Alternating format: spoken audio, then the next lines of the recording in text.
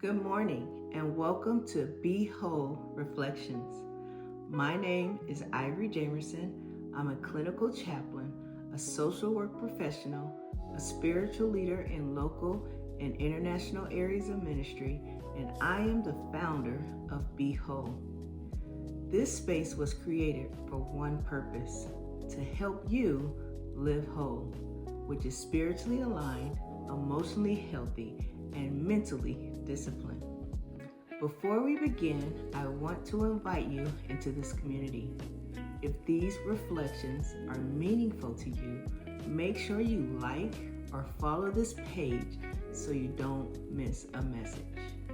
Drop a comment below and let me know what topics you would like for me to explore in future reflections. This space grows with conversation. And share this message with someone who may need intentional motivation and grounding at the start of their week. We are building a community of people who refuse to live fragmented lives. Every week, we will pause together, not to escape life, but to enter it intentionally.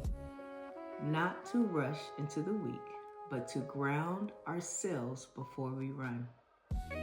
These reflections integrate faith, emotional intelligence, spiritual health, and practical leadership. Why? Because wholeness is cultivated. Whether you're a leader, a caregiver, an entrepreneur, a parent, or even a high achiever, or simply someone just trying to live on purpose, this moment is for you. So take a breath, slow down, and invite God into your week. Before we talk about productivity, let's talk about peace, because peace determines sustainability. Mark 6:31. Jesus says, "Come with me by yourselves to a quiet place and get some rest." This invitation came after ministry success. It came after miracles, after crowds. Even in momentum, Jesus withdrew.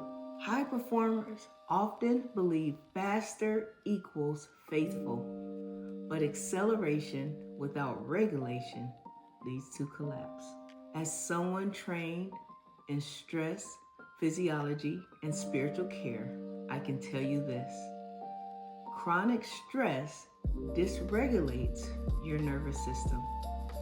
It impairs clarity, it increases irritability, and it reduces emotional resilience. Spiritually, we call it burnout. Biologically, we call it overload. Your body was not designed for consistent urgency. Purpose requires endurance, and endurance requires rhythm. Performance science shows growth occurs in cycles: stress to recovery, then to adaptation. Without recovery, stress becomes damaged. God built rhythm into creation. In Genesis 2, it says, "By the seventh day, God had finished the work." So on the seventh day, he rested. Rest was established before sin entered into the world. As we see here, rest is not a weakness. It is a divine design. So if you don't schedule rest, your body will enforce it. Here are some questions for you this week. Is my pace sustainable? Am I ignoring physical warning signs? I know I did. Am I spiritualizing overwork? Or is my identity tied into my output? The Sabbath is not inactivity. It is about intentional restoration. So this week, choose one rhythm that protects your purpose. Whether it's an earlier bedtime, one protected quiet hour, a digital boundary, or delegation? Now let's take a moment to pause. Ask yourself, what is my body communicating right now? And am I listening? Rest is not a retreat. It is preparation. Jesus withdrew not because he lacked power, but because he valued sustainability. So this week, guard your rhythm, protect your nervous system, and honor God's divine design. As we close this morning, I want you to carry this truth into your week. You are not behind, you are not forgotten, and you are not alone. Wholeness isn't about perfection, it's about alignment.